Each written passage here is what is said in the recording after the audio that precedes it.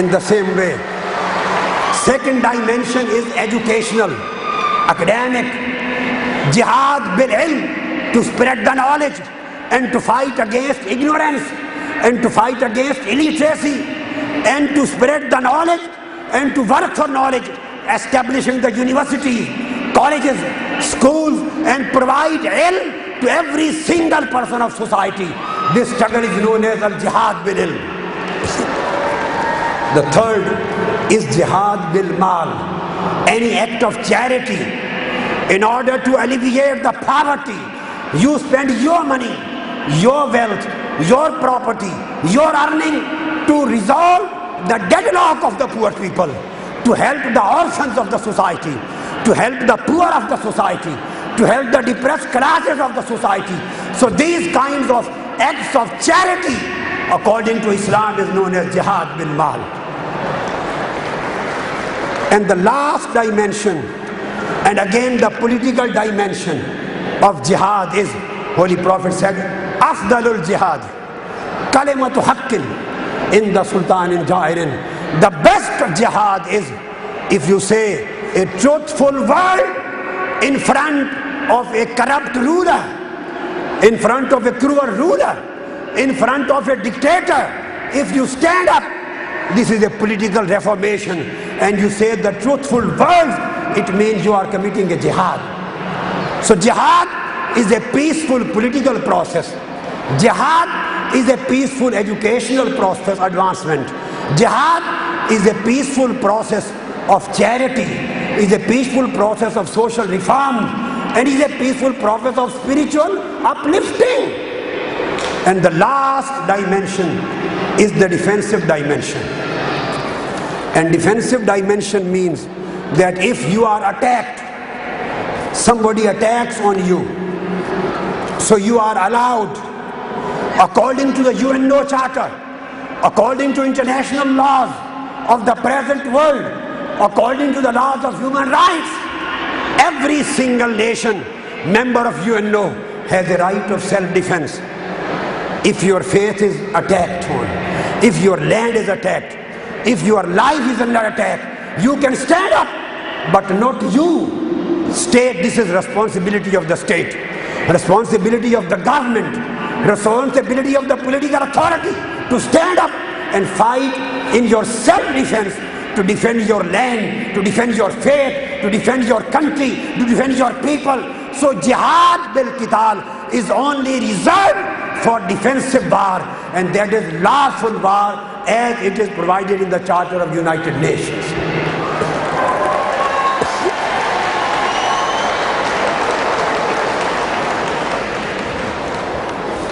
But keep in your mind, in spite of this fact, Holy Prophet ﷺ gave specific instructions, and specific instruction given by Holy Prophet were that even if you are engaged in a lawful warfare, defensive war, the state, this authority is in the hand of the state, not a single individual. Let me make it clear. Let me make it very sound and profound and clear.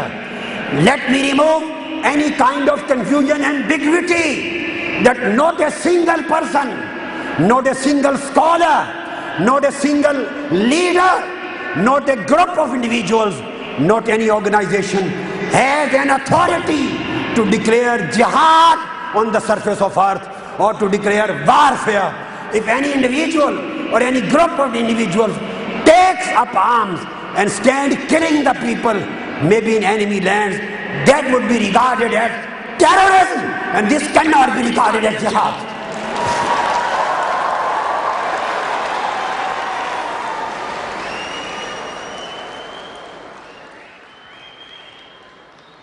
The reason is, even if lawful warfare, Holy Prophet ﷺ said, he said, you cannot kill the women during the warfare. In the battlefield, Holy Prophet saw, he said, you cannot kill women, you cannot kill children, you cannot kill priests, you cannot kill diplomats and ambassadors, You cannot kill the people worshipping in churches and synagogues. You cannot burn the trees. You cannot burn the people. And you cannot cut down the arms. So during the warfare, during war, Islam gives a message of peace. Islam does not allow the killing of non-combatants. Islam does not allow the killing of civilians, does not allow the killing of innocent people. If Islam does not permit you killing of women and children and non-combatant civilians, even in the battlefield and warfare, how does Islam permit you to commit suicide bombings or to commit terrorist acts? So we want to make it clear, Islam has no responsibility. If anybody is committing suicide attacks, he is a criminal. He is not representative of Islam.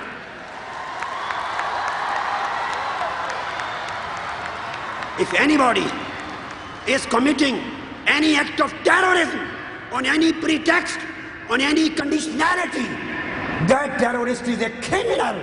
He is out of the ambit of Islam. He has no link with Prophet Muhammad, no link with Quran, and no link with Islam. Concluding my talk, I want to conclude. Look at the message of Islam given by Prophet Muhammad sallallahu alaihi wasallam. It comes in Bukhari and Muslim, it is muttafaq alayh. He stated to his companions that there was a lady in Israelites. She had a cat and she tortured her, did not provide the cat with food and water. Ultimately the cat died. Holy Prophet said, Almighty Allah punished that lady and threw into the hellfire because she became the reason of killing of a cat. Another, it comes in Bukhari and Muslim. Holy Prophet said, a lady was going and she saw a dog. He was about to die because of thirst. She provided water to the dog and saved his life. Prophet of Islam, the prophet of humanity, the prophet of mankind, the prophet of mercy, the prophet of compassion, the prophet of kindness. He stated that because that lady saved the life of a dog, Almighty Allah forgave her sins and sent her to the heavens and Jannah.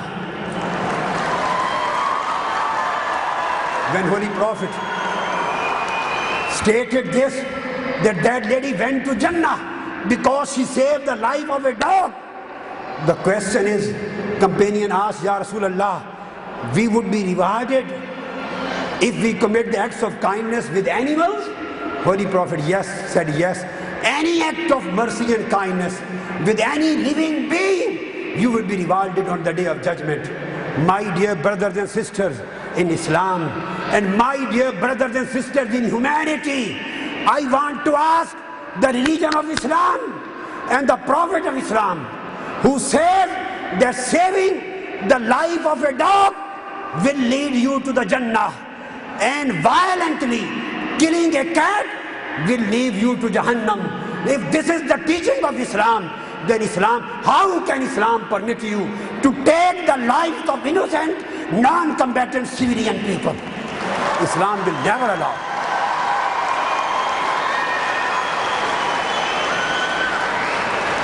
And this was the practice adopted by Holy Prophet, adopted by the Khulafai Rashideen. Holy Prophet and companions used to give the aman. The aman, the declaration, the agreement of safety and security given to the people of Najran. I am ending my words on that paragraph. Holy Prophet said that God is the protectorate and Muhammad the messenger is the guardian of all lawful rights on the people of Najran. And they were Jews and Christians by majority. Those who are present, those who are absent, their lives are saved, their families are secure, their affiliates are secure, their possessions are secure, their houses are secure, their belongings are secure, they have religious freedom. Religious practice is free. Everything, the bishop would not be removed from his job. Any priest would not be removed from his job. And all people busy in worshipping according to their own religion, they are given full protection. And Holy Prophet said that they will never be oppressed, or nobody would be allowed in my ummah to commit any crime or act of injustice against these people, because Allah and Prophet Muhammad has provided them the security. So the non-Muslims, whether living in Muslim states, in Islamic countries, whether they are living in their own non-Muslim countries, my last message, I am leaving with this message. My dear brothers and sisters, you are citizens of Britain, you are citizens of Europe, you have your passport, your citizenship, you are enjoying your rights, legal rights, constitutional rights, judicial rights, financial privileges, social economic supports, your job, your salary. You are getting every facility here as other non-Muslim citizens are getting. If you are getting all facilities, so how can a person who is a true Muslim can be supposed getting all facilities of the citizenship? How can he take up arms, or how can he commit suicide bombing against non-Muslim brother citizens? This would be a haram act, an act against Islam. For those who want to still, those brothers who want to still fight against civilian non-Muslim brothers of the countries where you are enjoying the facilities, then they should not live here as a citizen. They should leave the country, they should do hijrah, they should go back to their home, because this character is against Islam and the conduct of Prophet Muhammad. Thank you very much. Wassalamu alaikum wa rahmatullahi wa barakatuh.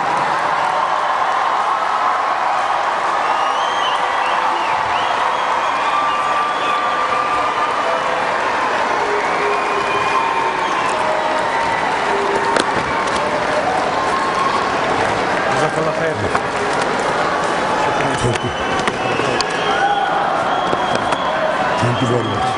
Thank you very much. My brothers and sisters, are you ready to declare this? Give a declaration showing unity of global peace, unity, that you condemn every act of terrorism committed by any person or state, and you are for peace, and you are against suicide bombings and against terrorism. Do you agree with us? Raise your hands. Raise your hands.